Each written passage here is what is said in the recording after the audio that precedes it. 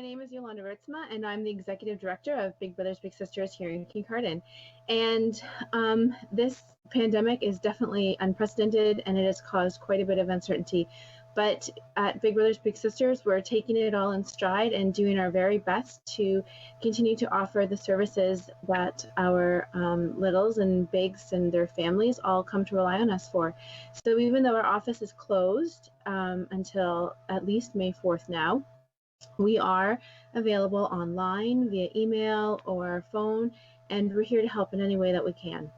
All of our operations are run primarily on fundraising events.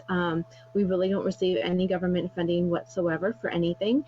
So to have to postpone both Dancing with the Stars, which would have been this past weekend, and then we moved it to May 9th, and we're going to move it again to the fall. It's worrisome. And then, of course, our Golf for Kids' Sake tournament is usually the first weekend in June, and that too, we've decided to move it until the fall, just because we're not quite sure what the world's going to look like come June anyway, and people may not be in a position to be ready to get out. I mean, they'll be desperate to get out and play golf, I'm sure, but we want to be respectful of everyone's situation.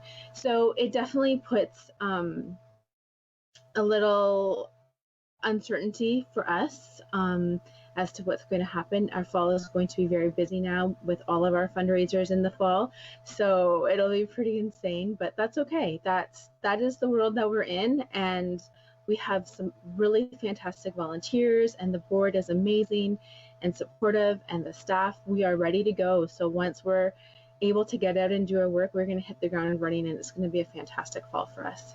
So we will qualify for that 75% wage subsidy.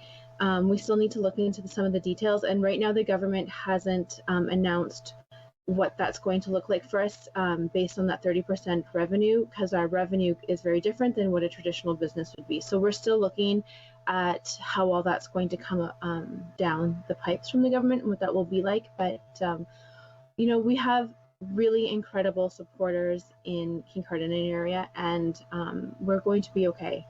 We're going to be okay. Yeah, so because of social distancing, and you know, really our vision and mission is all about that connection, that personal connection that you make with someone to develop friendships, and it's all about mentoring, right? And you can't, it's difficult to do that between screens.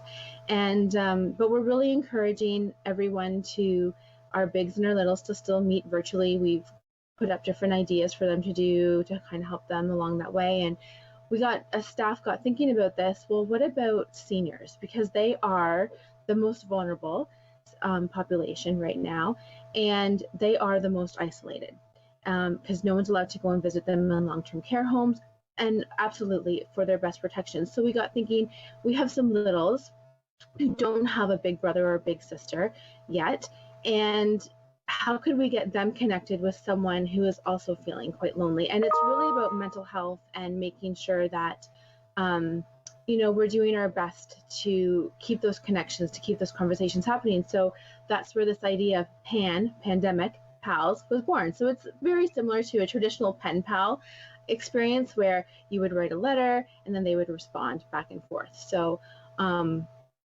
ideally, our littles would write a letter and it would come through the office because we don't want anything mailed due to germs and stuff like that. So if they emailed it to the office, then we could send it on to the senior, and then the senior would send it back to us and we'd send it back to the little. So it will go through the office, and there's just some reasons for that too, safety reasons and that kind of thing.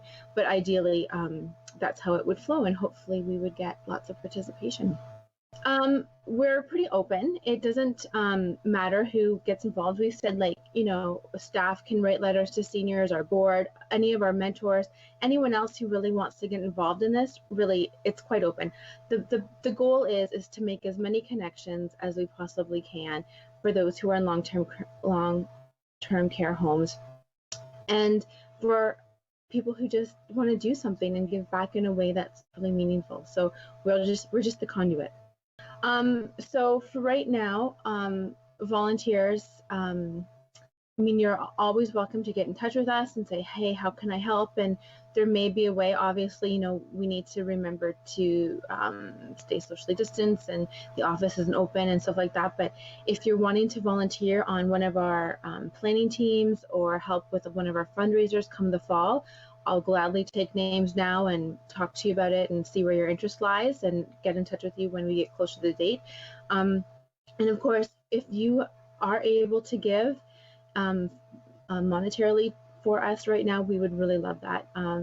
It's really hard when we're not getting our fundraising events and some of that stuff coming in. So yeah, but again, it's really if you're able to. We're not doing any kind of major fundraising campaign right now, just due to the nature of current situations. But we're always, if you're able to, we would gladly accept your donation. So definitely check out our website. It's kincardine.bigbrothersbigsisters.ca, and also check out our social media pages. We're on Instagram and Facebook. And if you have any further questions, just email bbrosis@bmts.com, and I will get back to you with more information. I'll just say thanks so much always to our community for all your incredible support over the years. We are truly blessed to be a part of Kincardine, and I just want to say thanks so much, and Kincardine strong, bigger together.